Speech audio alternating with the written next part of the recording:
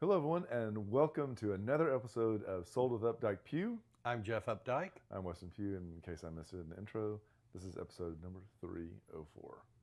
And today we are going to talk about a really great David Weekly home that is almost in the heart of Uptown, but not quite Uptown. It's more like Oaklawn Uptown-ish. In the second half, what are we talking about? In the second segment, we're going to talk about permit pitfalls. What you don't know will hurt you. That is true story. So pay attention because I know that some of y'all not only have spring fever, but I've seen the DIY itching, and we need to get ahead of that right now because there's not enough lotion for that. All right. So it is spring and it is big here in Texas. If you're not from this area, bluebonnets are the state flower and they are in full force. They are in bloom this time of year. There are a lot of places that you can go see the Texas bluebonnets. I love this time of year and watching Facebook because all of our friends that have kids, they take their kids out and they sit them down and pooping in the bluebonnets. That's what I was gonna say. You know what the joke is? It's called pooping in the bluebonnets. So, but it's fun to watch because you get it's like our holiday party. You get to see the progression of the aging of the kids. So, Ennis Bluebonnet Trails. This is south of Dallas. It's about 40 miles south. Absolutely well worth the trip. Probably one of the most beautiful spots to have pictures taken. The Plano Bluebonnet Trail, Greenbelt, that is on the northern side of town. It's about 8.5 miles along Spring Creek Parkway. So, and then Cedar Hill State Park. That one's back in the southwest quadrant of Dallas. That's down by Joe Lake. And is also a really cool place to go. I think it's interesting that they also list George Bush because they did so much natural landscaping that bluebonnets were included in that. So it's a great place to go look at them. One of the things, if you have the time and want to make it a weekend, I would head to the Hill Country. From Fredericksburg, Austin, San Antonio, San Marcos, those are all really great areas. There's a lot of beautiful places just on the side of the highways. You don't realize it, but those embankments, if they're facing the right direction, are an actual perfect location. Be mindful of the critters that are inside of the bluebonnet. Yes, it's just make sure use your senses before you cop a squat. Yeah. So, do you know how this got started in Texas? The bluebonnets? Yeah. Was it Lady Bird Johnson started Absolutely it was. She loved flowers. She did. She loved and the Lady Bird Johnson daffodils. Arboreta. It's not really the arboretum, but it's the nature center. Lady Bird Nature Center in Austin is spectacular. If you've never been to I bet it's great this time of year. It really is. I've been there twice, and it's go to it. It surprises me that the Dallas Arboretum doesn't do a big push on this. I guess it's because they do so much on the tulip side that they don't want to distract. But I think it'd be a good 1 and 2. Yeah.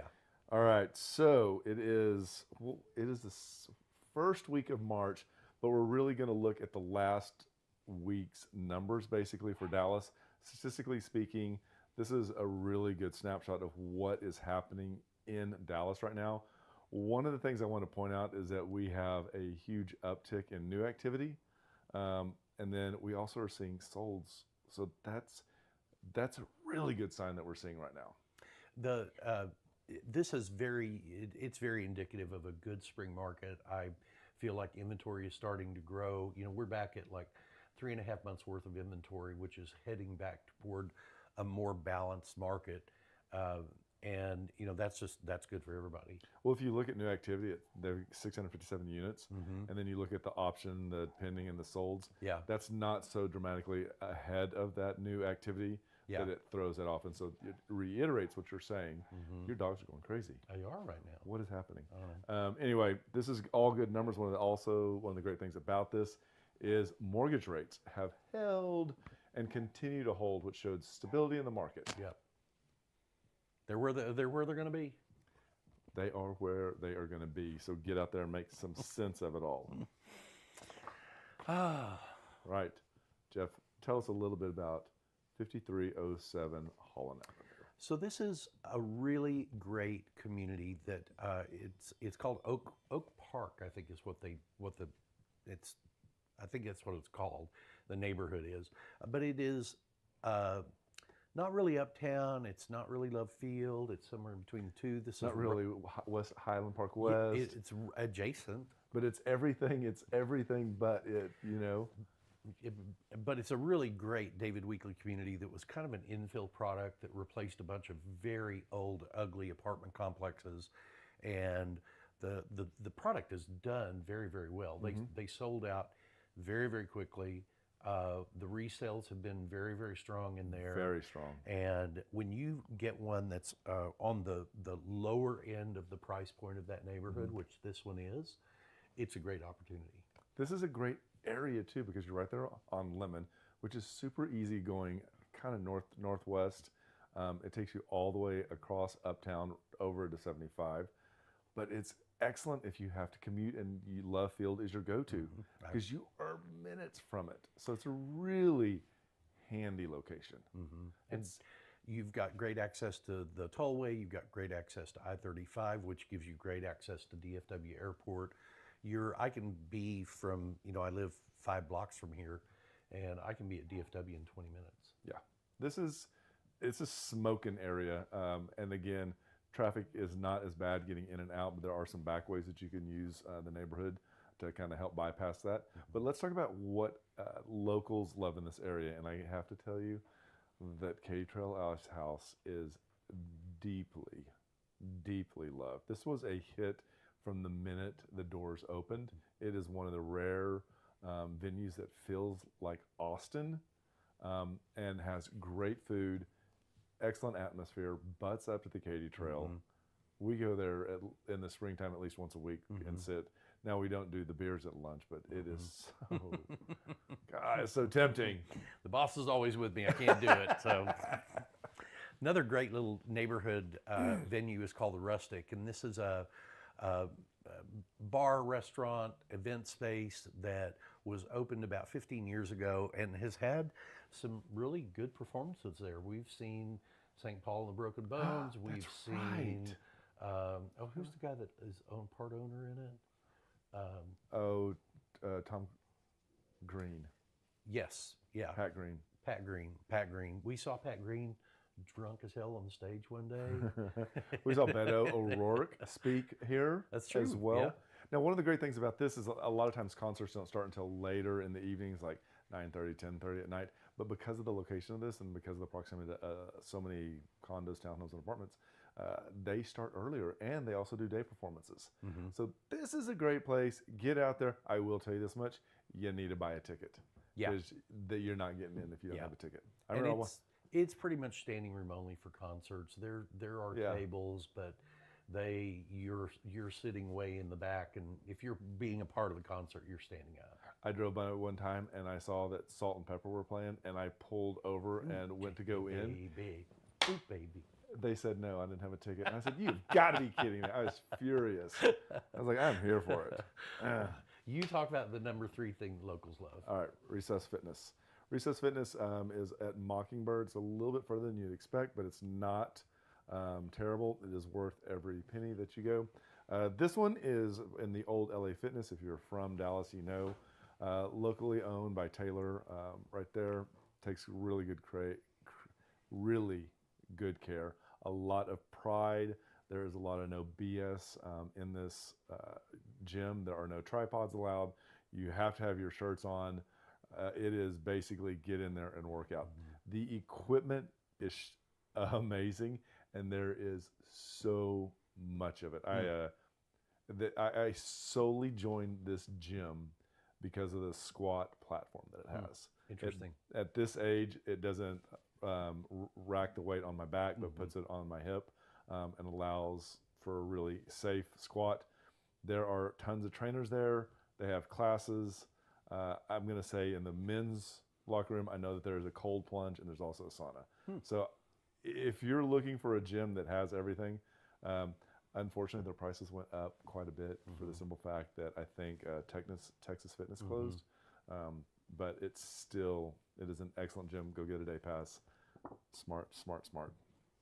So let's talk about our home. So this is 5307 Holland Avenue. This is a wonderful 3-story David Weekley townhome. That's a resale of a David Weekley townhome built in 2016. So it's about 9 years old, but these really have stood the test of time. I think that David Weekley does so much behind the walls to make these things extremely energy efficient, but also knocks it out when they do their research for what needs to go in that area for buyers as far as the look, and they do not miss. And when you walk in downstairs, they've done a great job. This is an upgrade to the wood floors through here, but this is your downstairs, and as you see here, it makes a great office. It's just the right size and not too big. Yeah, and that was a separate entrance off of that bedroom, just FYI. This is coming up to the second floor, and we've kind of stepped back over into the living room, looking toward the kitchen. Gives you a really good idea of the open floor plan you have. You've got great flexibility in how you want to set this room up. Again, they've continued the wood floors up. I'm not sure if that was standard or not, but I'm really glad they have them regardless. And I like the ceiling height. There's natural light. This is a corner unit, so you get light from three sides. I didn't point out, but in the last picture when Jeff was talking, it used to be called a Juliet balcony. They now call it an Ozempic balcony because it's so narrow. Wow. So as we step into the kitchen, we've got this really great kitchen island, as it has a nice overhang, which allows seating for four. It's a smart kitchen as well, so you've got gas cooktop. Yes, gas. That is not as common. You have a wine fridge as well. Sink and window together. I know so many times they just do not get that right. You also have a double-doored pantry. And as you can see here, this was us casting back and looking into the living room side and through to that Ozempic balcony. You weren't ready for that. I was not. That's really interesting. This is the dining room. I do love that the home has a designated space for dining area, and it's not trying to have something that divides the kitchen from the living room. I agree with this, and I think that even for buyers that aren't so big on dining rooms, I think having friends over, game night, or if you needed a workspace and you were 100% at home, this makes a really good space for that. So this is where we're coming upstairs. And one of the things you'll notice, there's 2 bedrooms and 2 bathrooms up here. And one of the things you'll notice is this still has the 10-foot ceilings on this level. Right. And it is a great element to that. This is one of the builders that also puts returns in every one of the rooms. So it really helps equalize the temperatures, and that's so important in the 3-story.